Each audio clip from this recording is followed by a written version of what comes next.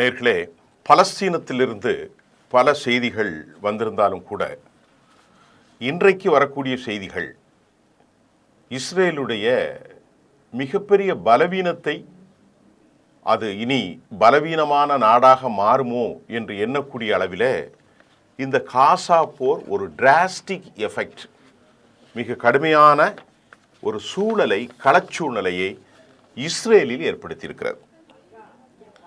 இப்போ இஸ்ரேலுடைய ஐடிஎஃபினுடைய செய்திகள் நேற்று முன்தினம் வெளியானதில், இனி எந்த காலத்திலும் அவர்கள் போர் குறித்தான அச்சத்தை தெரிவித்திருக்கிறார்கள். போர் குறித்தான அச்சத்தில் மிக முக்கியமாக அவர்கள் எப்போதும் வெளிப்படையாக உயிரிழப்புகளை குறித்தோ காயங்கள் குறித்தோ பட்டும் படாமலே பேசி வருவார்கள். ஒரு 10,000 பேர் இறந்துவிட்டால் அவர்களுடைய பார்வையிலே ஒரு 500 பேர் 200 பேர் என்று தான் சொல்வார்கள். அது அவர்களுடைய வழக்கம் மட்டுமல்லாமல் இராணுவ கோட்பாடு. ஆக உயிரிழப்புகள் 17,000 15,000க்கு மேல் இருக்கும் என்று சொல்லப்பட்டாலும் அதை இராணுவத்தினுடைய அந்த இழப்பை அவர்கள் மறுக்கிற காரணத்தினால்தான் இராணுவத்திற்கு ஆள் பற்றாக்குறை இன்னும் 12,000க்கு மேற்பட்டவர்கள் தேவைப்படுவதாக, அதற்குள் ஆர்த்தோடாக்ஸ் அந்த பிரிவோடு அவர்கள் மோதுவதையும் நாம் கடந்த வாரங்களில் பார்த்தோம். கடுமையான போலீஸ் தடியடி நடக்கிறது. ஆகவே அங்கு உயிரிழப்பு அதிகரித்தது. இப்பொழுது போர் இல்லை. இருந்த போதிலும் ஆட்கள் பற்றாக்குறை பெரும் பிரச்சனையாக இருப்பதால் 1,36,000 பேர் நிரந்தரமாக நாட்டை விட்டு வெளியேறிவிட்டார்கள். இன்னும் வெளியேறி கொண்டிருக்கிறார்கள். இதில் மூன்றாவது மிக முக்கியம், இராணுவம் என்ன சொல்லுதுன்னா, ஒரு கால் இனி போர் செய்தால் பணம் இல்லாமலோ ஆயுதங்கள் இல்லாமலோ ஒரு அடி கூட எடுத்து வைக்க முடியாது என்பதை ஐடிஎஃபினுடைய தலைமை தெரிவித்திருக்கிறது. ஒய்நெட்ஸ் தெரிவித்திருக்கக்கூடிய அந்த செய்தியில், இராணுவம் இன்றைக்கு முதல் தேவை போர் செய்தாலும் போர் செய்யாவிட்டாலும், போர் செய்வதற்கு வழி இல்லை, ஆனால் போர் செய்யாவிட்டாலும் இஸ்ரேலுடைய இராணுவத்தை மறுகட்டமைப்பு செய்வதற்கு ஏராளமான பணம் தேவைப்படுகிறது என்றும், 2 வருடங்களில் பெரும்பான்மையாக முழுமையான நம்மிடத்தில் கையிருப்பிருந்த ஆயுதங்கள், வெடிகுண்டுகள், மோனிஷன் எல்லாமே முழுமையாக காலியாகிவிட்டது என்றும் அவர்கள் தெரிவித்திருக்கிறார்கள். இஸ்ரேலுடைய சேக்கல் என்று சொல்லப்படுகிற அந்த பணம் பலவீனம் அடைந்த நிலையில் தற்போது பணம் இல்லாமல் ஆயுதங்கள் இல்லாமல் கற்பனை கூட செய்ய முடியாது என்பதை மிக மிக மிக மிக மிக தெளிவாக தெரிவித்திருக்கிறார்கள். அடுத்து மிக முக்கியமாக இஸ்ரேல் இந்த கட்டமைப்பை இன்னும் மேற்கொள்வதற்கு சிஸ்டம், ஸ்மார்ட் பாம்ப் இதையெல்லாம் அங்கே தேவை இருக்கிறது. ஏர் டிஃபென்ஸ் சிஸ்டம் இன்றைக்கு இல்லை என்ற அளவிற்கு இன்டர்செப்டார் செய்யக்கூடிய ஒவ்வொரு இராணுவமும் நீங்கள் வெளிநாட்டிலிருந்து பகுதியிலிருந்து வருவதை தடுப்பதற்கு ஏராளமான செலவாகும். ஒரு முறை அந்த air defence system, Iron Dome, Iron Beam, David sling, Arrow 3 நிறைய வச்சுருக்கிறாங்க. தாட்ஸ், பேட்ரியாட் இதெல்லாம் பயன்படுத்துறதுக்கு ஏவுவதற்கு அல்ல, வெளியிலிருந்து வருகிறதை ஹமாஸ் ஏவினாலும் ஹிஸ்புல்லா ஏவினாலும் ஈராக் ஏவினாலும் ஹவுதிகள் இதையெல்லாம் தடுப்பதற்கு ஏராளமான பணம் செலவாகி இருக்கிறது. அந்த லிஸ்ட்டு நான் உங்களுக்கு எவ்வளோ செலவாகிருக்குங்கிறத நான் உங்களுக்கு பின்னாடி தரேன். இந்த ஏர் டிஃபென்ஸ் சிஸ்டம் இன்டர்செப்டார் பண்ணுவதற்கான வழிவகைகள், தடுப்பு நிலைகளுக்கான ஆயுதங்கள் எதுவுமே இல்லை. அவ்வளவு பற்றாக்குறை என்பதும் நேற்றைய முன்தினம் செலவு வந்திருக்கிறது. இதுவரை கிட்டத்தட்ட இந்த விவகாரத்தில் 40,000 $4 லட்சம் என்ற அளவிற்கு மில்லியன் டாலர் என்பதை அவர்கள் சொல்லியிருக்கிறார்கள். ஏரோ சிஸ்டம் 3 இன்செப்டாருக்கு $3 மில்லியன் தேவைப்படுவதாகவும் சொல்லப்படுகிறது.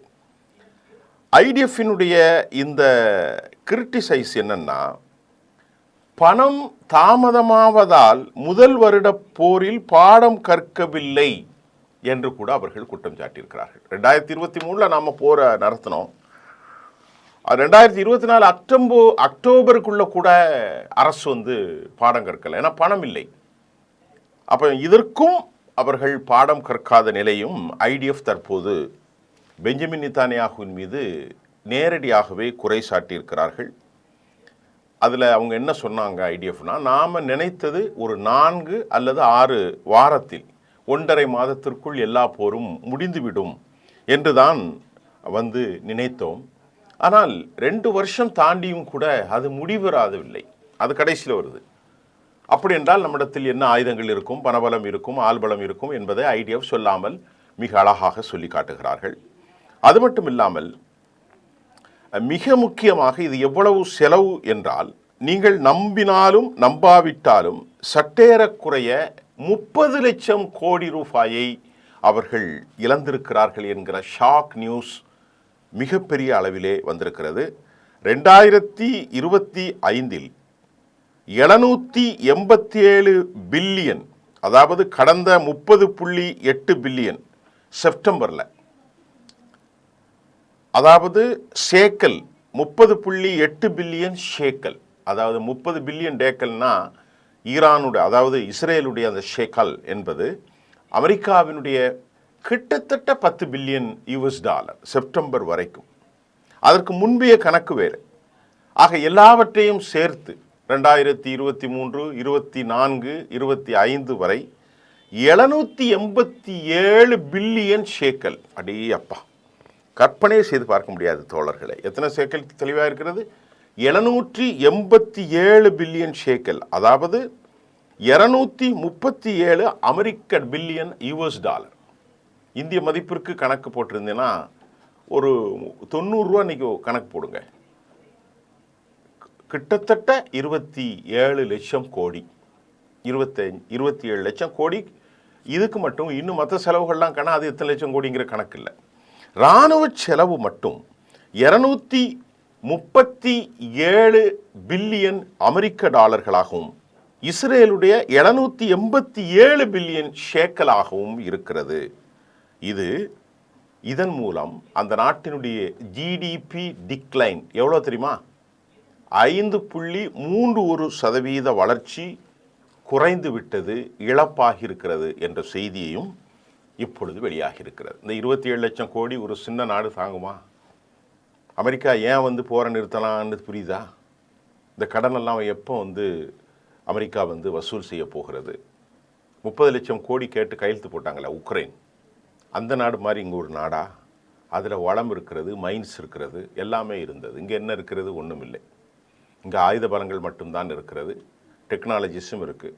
அதை தான் அவங்க அமெரிக்கா பணம் கொடுத்து தான் மானியம் பண்ணுறாங்க தவிர, ஜெலன்ஸ்கியோடு ரஷ்யா போரிட்டதும் இங்குள்ள நிலைமையும் வேறு. இதைத்தான் அமெரிக்கா தற்போது போர் வேணாம் என்று நிற்பதற்கு காரணம், தான் பணம் கொடுத்தால்தான் இவனால் இயங்க முடியும் என்பதை நன்கு உணர்ந்து கொண்டு தன்னாட்டினுடைய ஷட் டவுன் இழுத்து சாத்தப்பட்டு செனட்டிலே அவர்களுக்கு ஒரு நிம்மதியற்ற நிலை ஏற்பட்டிருக்கிறது. அங்குள்ள இன்சூரன்ஸுக்கு பணம் இல்லை, நாடு ரெசஷனில் சென்று கொண்டிருக்கிறது. அமெரிக்காவில் பல மத்திய பணியாளர்கள் உணவு சப்ளை செய்யும் பணியாளர்களாக மாறியிருக்கிறார்கள் என்ற செய்தி நமக்கு வந்திருக்கிறது.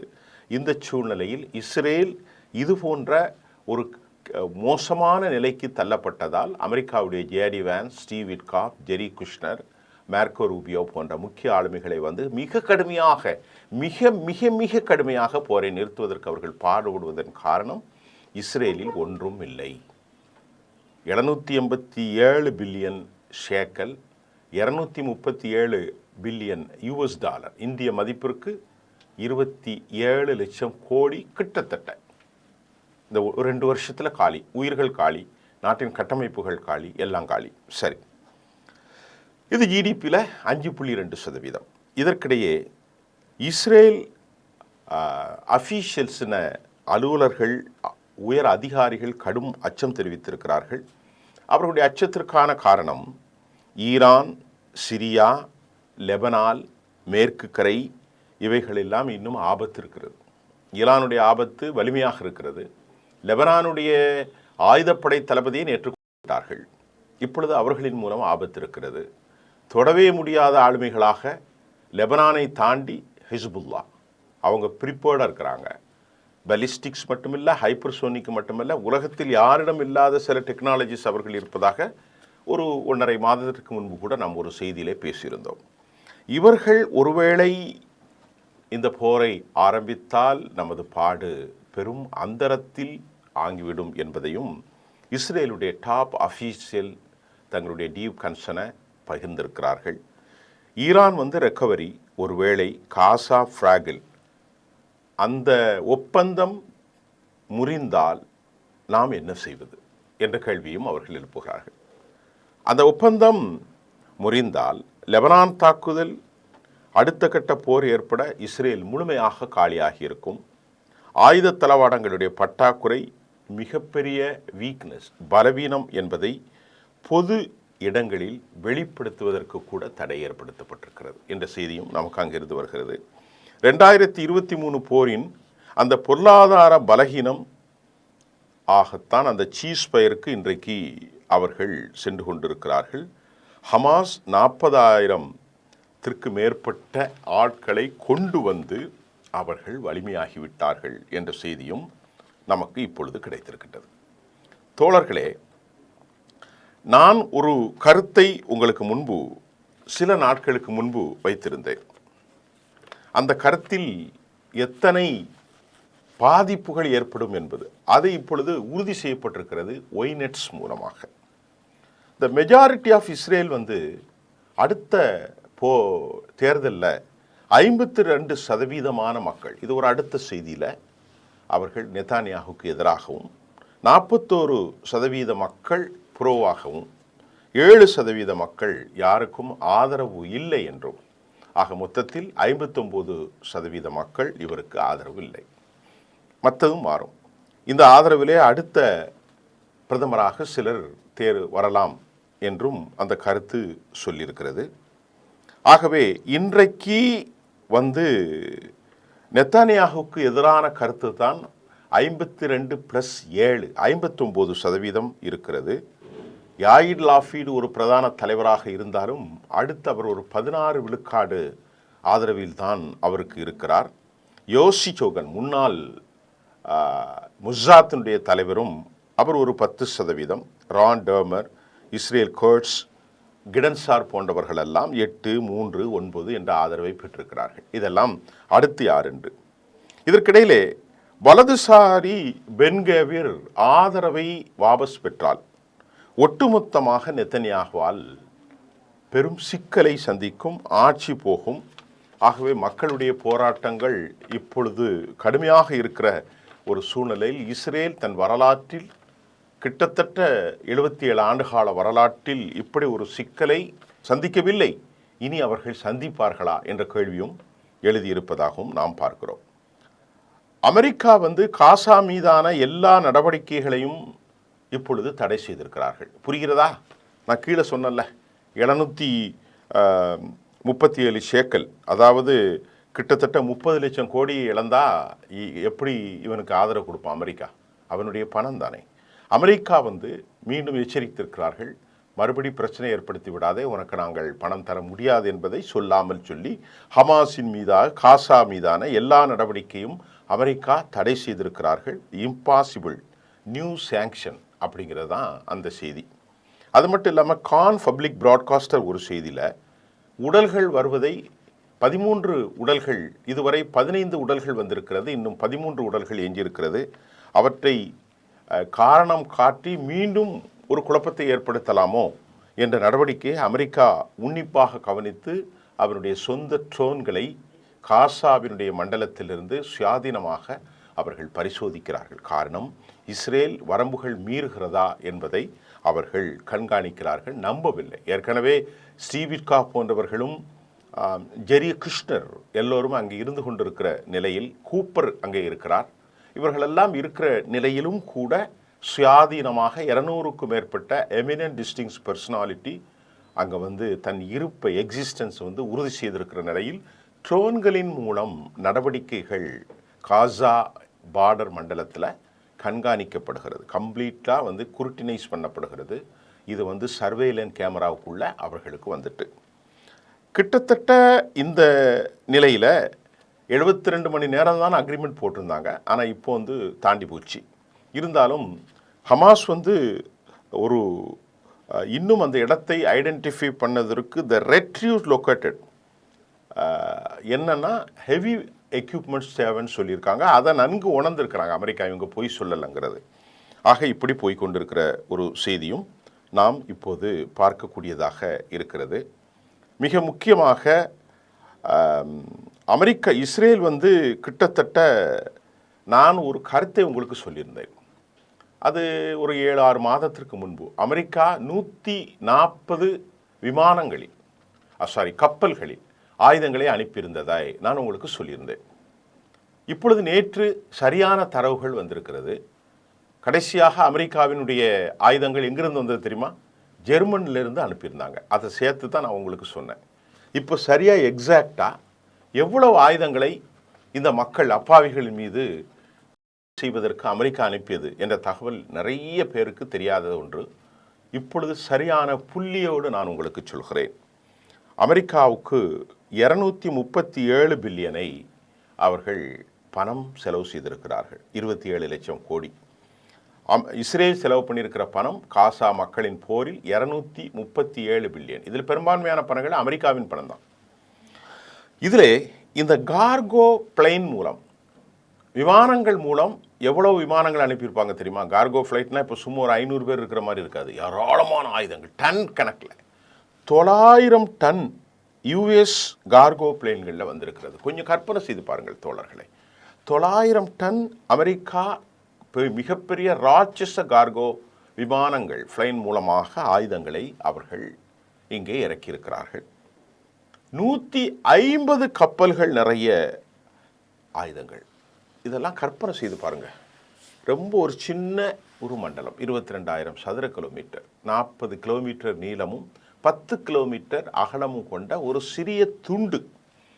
அந்த துண்டை அழிப்பதற்கு 300 லட்சம் கோடியை பயன்படுத்தியிருக்கிறான். எவ்வளோ? 300 லட்சம் கோடி. அந்த சிறிய துண்டை அழிப்பதற்கு அமெரிக்கா 900 விமானங்கள், கார்கோ விமானங்களின் மூலம் ஆயுதங்களை கொண்டு வந்திருக்கு.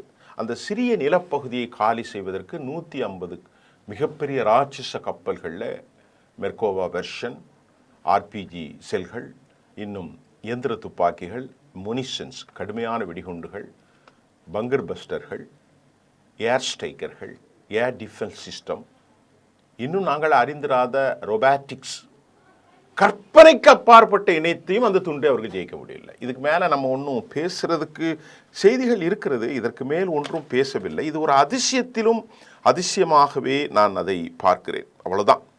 இந்த அதிசயம் உலகத்தில் பல செய்திகளை சொல்கிறது. இவ்வளோதான். இதுக்கு மேலே நாம் பேசுகிறதுக்கு ஒன்றும் இல்லை. மறுபடியும் ஒன்றை சொல்கிறேன். இஸ்ரேலுடைய பொருளாதாரம் மிக வீழ்ச்சியில் அடைந்திருக்கிறது. இஸ்ரேலுடைய அதிபர் 59% 52 + ஒரு 7 படுதோல்வி அடையும் நிலையில் இருந்து கொண்டிருக்கிறார். மக்கள் நாட்டை விட்டு 136,000 பேர் வெளியேறி இருக்கிறார்கள். இன்னும் பல லட்சம் பேர் தே ஹேவ் பீன் வெயிட்டிங், அவங்க வெளியேற நிலையில் இருக்கிறார்கள். தொழிற்சாலைகள் முடங்கியிருக்கிறது. 5.7% ஜிடிபி டிக்ளைன், 300 லட்சம் கோடி இழப்பு, ஆயுதங்கள் இல்லை. ஒரு கால் ஈரானும் லெபனானும் ஹிஸ்புல்லாவும் மற்றும் ஹவுதியும் போரிட்டால் என்ன செய்வது என்ற கவனத்தை இஸ்ரேலுடைய டாப் அஃபீஷியல் ஏற்படுத்தியிருக்கிறார்கள். அமெரிக்கா போர் செய்து விடவே கூடாது என கடும் எச்சரிக்கையை தெரிவித்திருக்கிறார்கள். ஜேடி வான்ஸ் போன்றவர்கள் தனது மனக்குறையை மிக கடுமையாக எழுதுகிறதற்கு காரணம் அமெரிக்காவில் பணம் கொடுப்பதற்கு பணம் இல்லை, போர் செய்வதற்கு ஆள் இல்லை. ஆக இந்த 300 லட்சம் கோடி, 27 லட்சம் 237 பில்லியன், 27லேருந்து 300 லட்சம், 270லேருந்து 300 லட்சம் கோடி செலவு செய்த பின்னும் 237 பில்லியன், அதாவது இந்திய மதிப்பிற்கு இவ்வளவு பணத்தை செலவு செய்த போதும் அந்த பணத்தை செலவு செய்தும் காசாவை அளிக்கவில்லை. உலகத்திலிருந்து பல செய்திகள் மீண்டும் அவர்கள் மறு உருவாக்கம் செய்து மற்றபடி அவங்க ரெக்ரூட் பண்ணிட்டாங்க. ஒரு 40,000 பேர் இருக்கிறாங்க. இஸ்லாமிக் 16 குழுக்கள் அங்கே செயல்படுகிறார்கள். ஜிஹாதிகள், ஏனைய ஆக்சிஸ்கள் வலிமையாக இருக்கிறார்கள் என்ற செய்தி மிக அதிசயமாக ஒன்றாகத்தான் இருக்கிறது. மக்கள் இத்தனை ஆயுதங்களை போட்டும், 900 விமானங்களில் உள்ள ஆயுதங்களையும் 150 கப்பல்கள் உள்ள ஆயுதங்களையும் போட்டும் இந்த மக்கள் இருக்கிறார்கள் என்றால் இது பலர் கண்களுக்கு ஆச்சரியமான ஒன்றாகவே நாம் பார்க்க முடிகின்றது. மீண்டும் நாளை காலை உங்களை சந்திப்போம். நன்றி.